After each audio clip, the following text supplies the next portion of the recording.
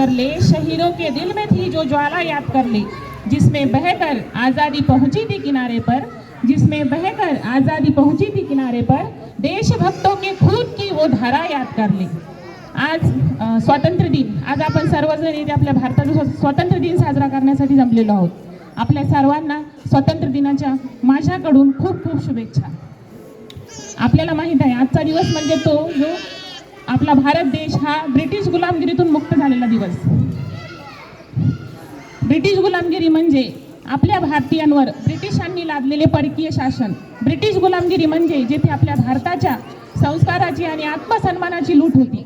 British गुलामगिरी म्हणजे जिथे आपल्या भारताचे आर्थिक, सामाजिक, सांस्कृतिक आणि राजकीय हक्क हिरावून घेण्यात आले होते। त्यामुळे आपल्याला मिळालेले हे स्वातंत्र्य सहजासहजी मिळालेले स्वातंत्र्य नाही।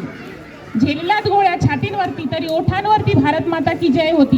झेलल्यात गोळ्या छातींवरती तरी ओठांवरती भारत माता की जय होती। त्यांच्या त्यागामुळेच आज आपल्याकडे ही मोकळी हवा होती।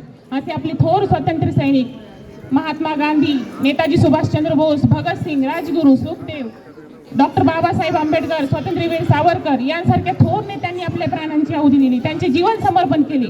त्यामुळे त्यांचे हे समर्पण न विसरता येण्यासारखे आहे। कारण स्वातंत्र्य हे रक्ताने मिळते आणि कर्तव्याने टिकते। आपल्याला मिळालेल्या स्वातंत्र्याची किंमत म्हणजे भगतसिंग, राजगुरू, सुखदेव यांनी हसत हसत फासावर जाऊन दिलेले बलिदान। महात्मा गांधी, ज्यांना आपण चळवळीचे जनक म्हणून ओळखतो, त्यांनी सत्याग्रह आणि अहिंसेच्या मार्गाने लोकांना एकत्र आणले।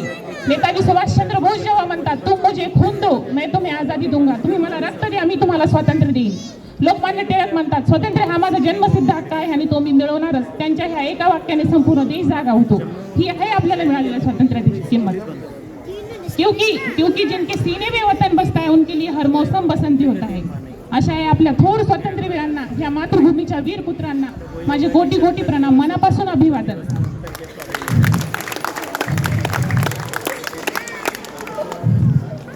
तर आज स्वातंत्र्य दिन म्हणजे फक्त भाषण देऊन किंवा झेंडा फडकवून स्वातंत्र्य दिन साजरा झाला असा होत नाही, तर आपल्या वागण्यातून आणि आपल्या कर्तव्यातून देशप्रेम दिसले पाहिजे।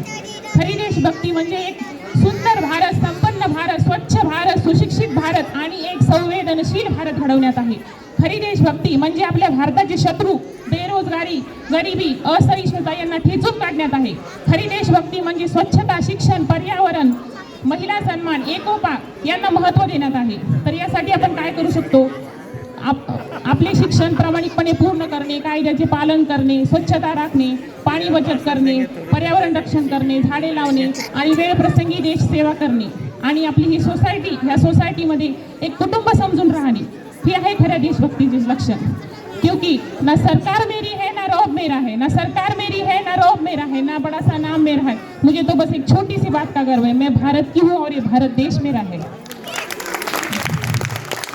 कारण आपला भारत देश हा असा देश आहे की इथे असणाऱ्या प्रत्येकाला, अगदी लहानांपासून मोठ्यापर्यंत प्रत्येकाला मी भारतीय असल्याचा गर्व आहे। त्यामुळे शेवटी एवढंच म्हणेन की स्वातंत्र्य आपल्याला मिळालेलं हे स्वातंत्र्य फक्त साजरं करायचं